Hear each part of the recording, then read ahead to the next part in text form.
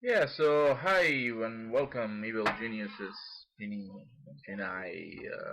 This video is not for the basics of Evil Genius. Evil Genius is a game where you design your base and agents come in and try to break in, so you make some traps, etc.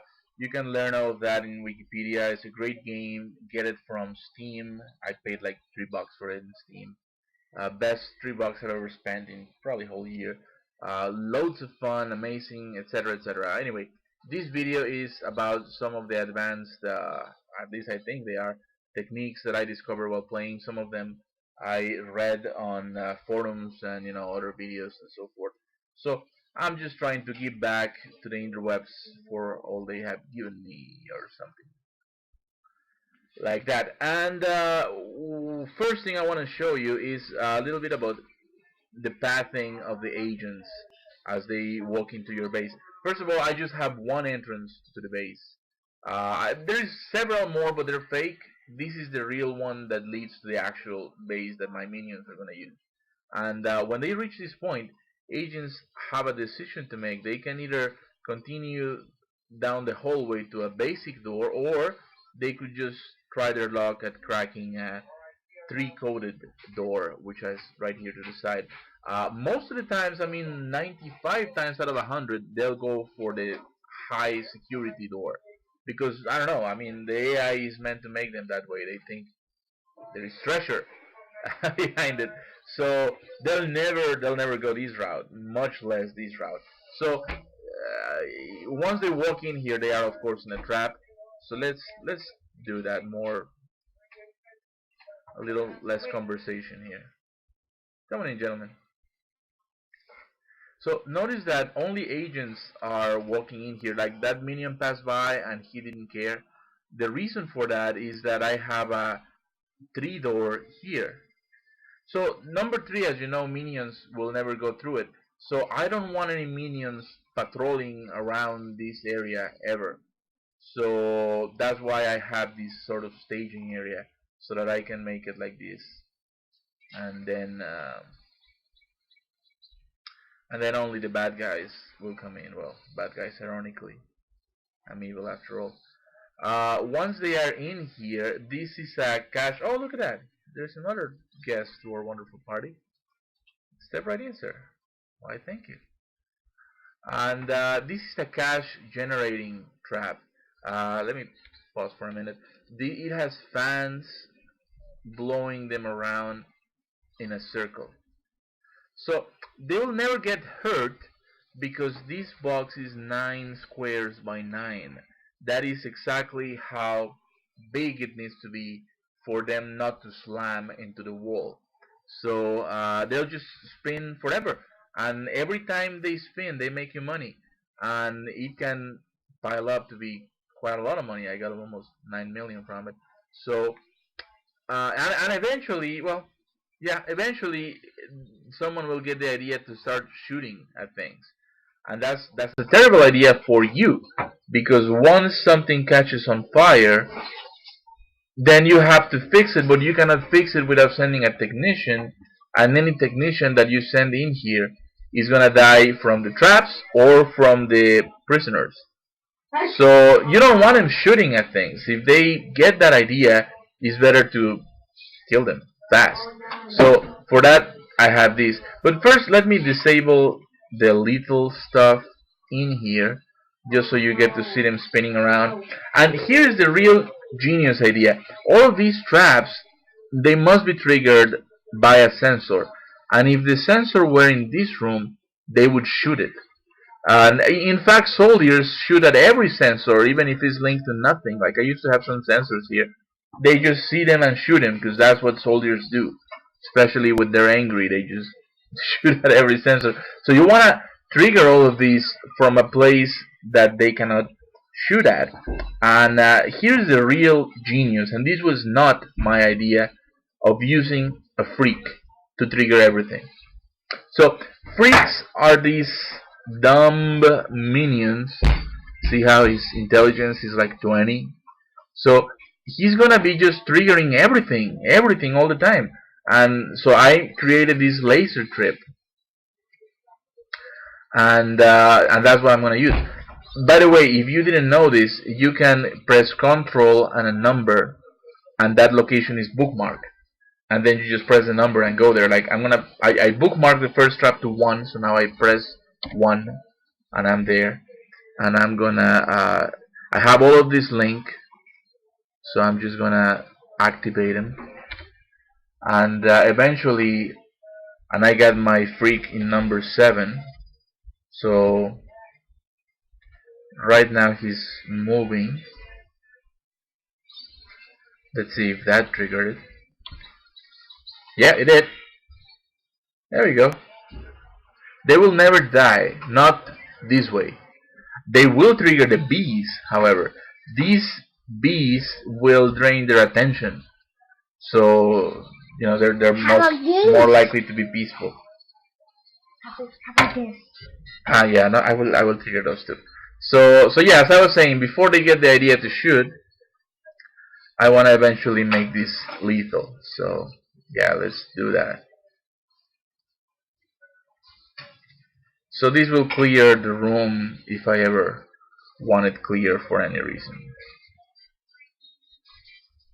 And I could have a third one, but it's really needless. You know, either they're gonna come here and here, or you know, in any other way.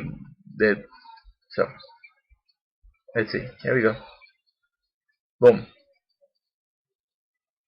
Yeah. So this trap can make you money, and you can turn it lethal if you choose it to. So yeah, that's 4 traps. Then as I was saying, agents don't like to go along long hallways. I probably overdid it though. These probably would have been enough. Like this long hallway right here would have been enough, but I kind of overshot it and made it a little bit longer than that. And there are advantages to it. The big disadvantage is that this base is incredibly inefficient to build.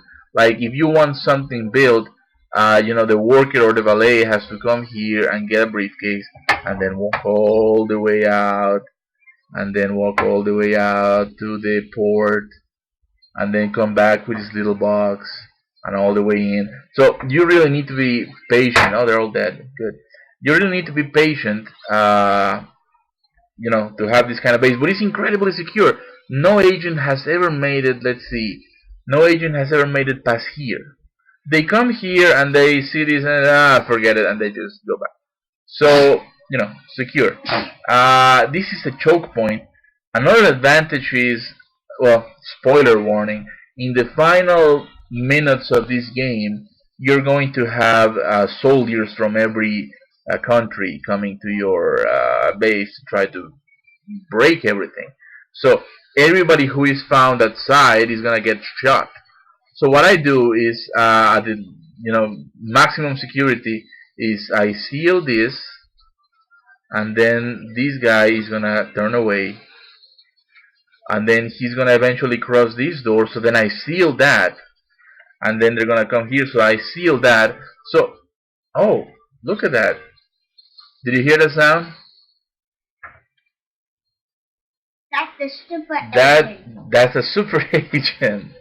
Let's see. Let me pause the game and see if I can find the super agent. It sounded like Rambo. Let's see.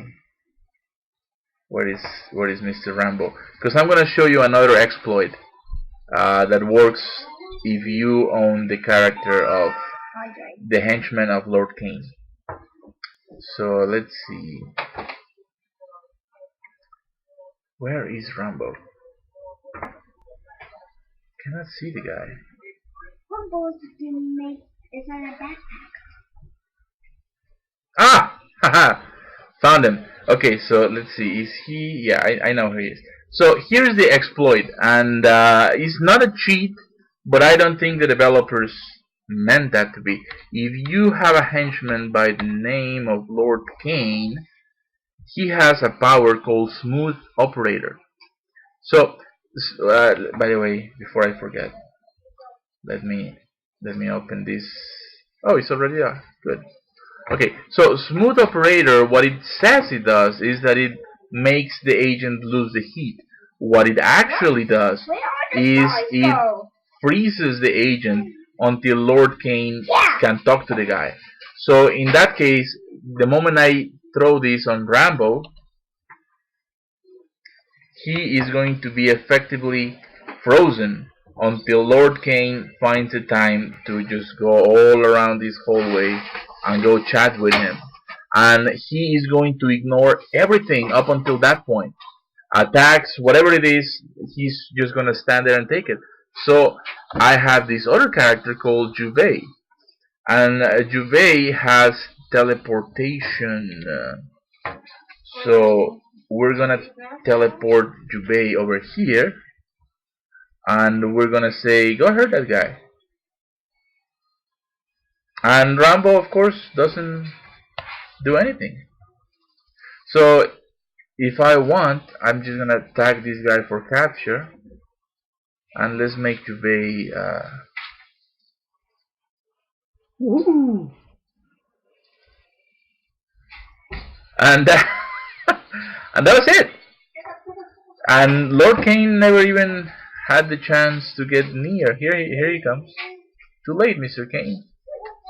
So I got Rambo capture. You can do that to every single agent. Every single agent, you can do it all the time. Of course, it's better if you have, Jubei, because he can teleport there and make things, a lot faster for you. So here's a valuable contender for the Darwin Award. He sees fans and bees, and he walks in anyway. So yeah, we're doing the Gene Pool a favor here, and it also works with groups of soldiers. I wonder if there is a group of soldiers somewhere. You will notice. Let's see if I find anybody kind of bothering. No, I don't really see anyone, unfortunately, other than this guy. Well, sometimes they come in pairs, but here's what you will see. This guy is actually doing something, right? He's shadowing target, as opposed to this guy who is providing backup. Sometimes you'll have as many as 7 guys or 8 providing backup, and a single leader.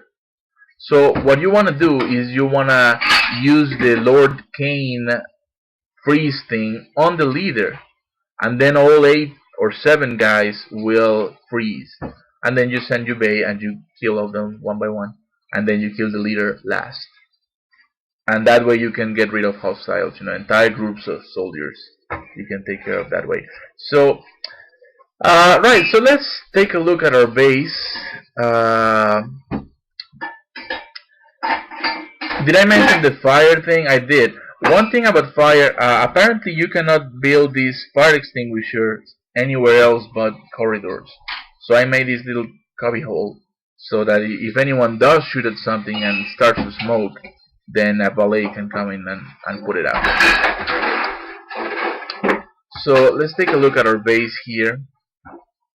This is the choke point, and everybody is gonna come through here. So if they need to replenish their smarts, there's the archives, endurance. You got this little nice mess hall area with screens and arcades and food and beds. So yeah, nice. Infirmary.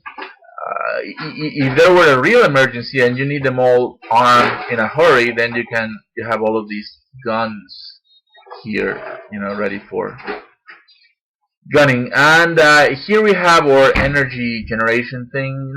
Nothing much to show about it. This one is just here for research purposes. We don't really, it's not a vision. The only thing that's interesting to point out here is that every single one of these is accessible directly by a technician. So if you ever see that your power consumption starts to turn yellow, then these guys, the wear will start to go down, and eventually it will explode.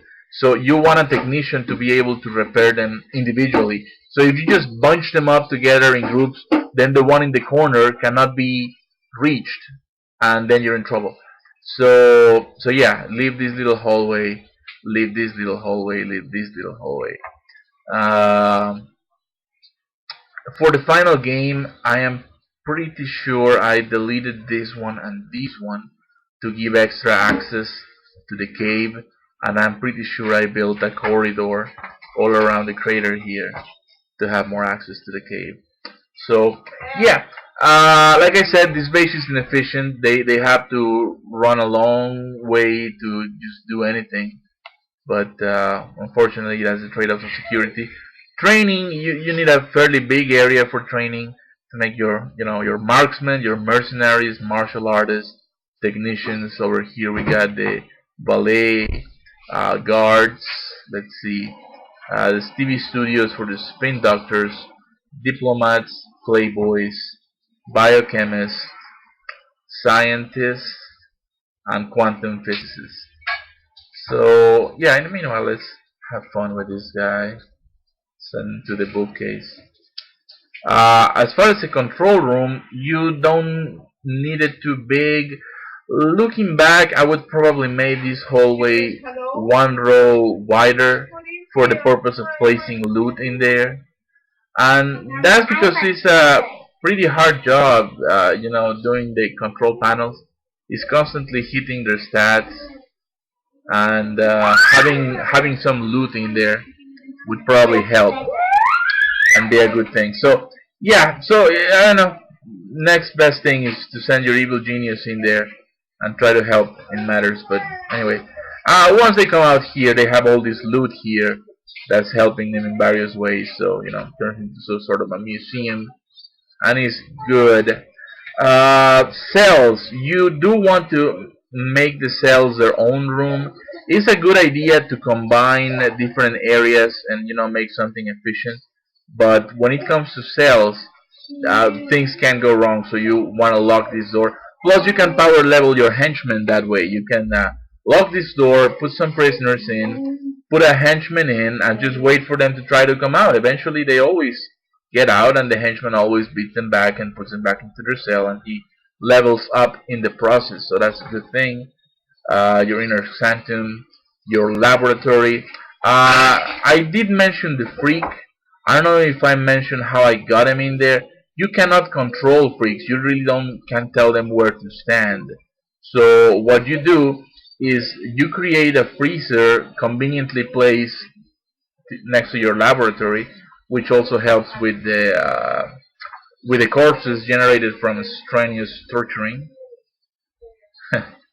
and and then you grab a body bag from here, and then once you research it, you throw it in here, and a freak comes out. And I use this laser as sort of gate. I can move it here like that, and then the freak has nowhere else to go but this door. And once it's in here, I just key code this 3, and he's in there forever, triggering this back and forth, back and forth, back and forth.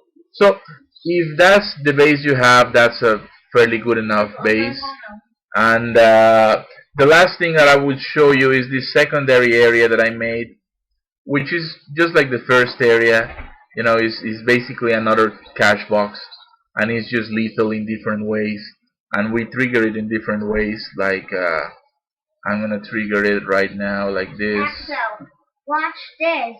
And then the freak is gonna walk over here and it's gonna trip the lasers, right? Eventually, someday. And then these will get to motion. I also have all these blades here. It's kind of an overkill, but I had the money, so there was really nothing to lose there. And anyway, that's it. That's pretty much how I play this game. And those are all the tips I know. You use Lord Cain to freeze people, whether agents or team leaders. You use cash boxes to generate money 9 by 9. You make sure that you can always put out fires, or else you will lose your stuff. And make a base that you can retreat into and let everyone outside just deal with the traps. By the way, when you're doing that, just code everything a 1 so that they will not shoot at the door and start a fire with it. And that will be good enough. Your minions, you don't want them patrolling areas which are full of traps. So to avoid the minions from doing that, just code those areas a 3. and they'll never have a reason to walk in there. So that's it, and I made a fairly decent game. Let me see my stats in the end. Uh,